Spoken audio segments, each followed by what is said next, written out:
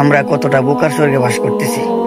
আমরা মনে করি দুনিয়াতে যারা সফল হয়েছে তারাই প্রকৃত সফল, কিন্তু কোরআনের ভাষায় যে আল্লাহ তাআলা জান্নাতে যাবে সেই হচ্ছে প্রকৃত সফল। আল্লাহ তাআলা বলেন, ফামান যুহজিহা আনিন নার ওয়া উদখিলাল জান্নাহ। আল্লাহ বলেন যে আল্লাহ তাআলা জান্নাতে প্রবেশ করবে সেই হচ্ছে প্রকৃত সফল। আল্লাহ তাআলা আরো বলেন, ইন্নাল্লাযীনা আমানু ওয়া আমিলুস সলিহাতি লাহুম জান্নাত তাজরি মিন তাহতিহাল আনহার যালিকাল ফাওজুল কাবীর।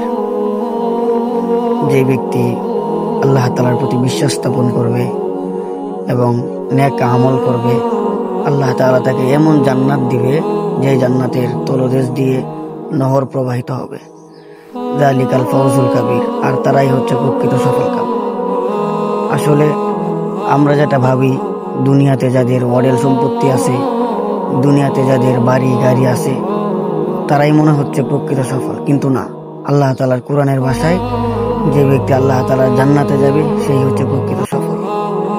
আল্লাহ তাআলা বোঝার তৌফিক দান করুন।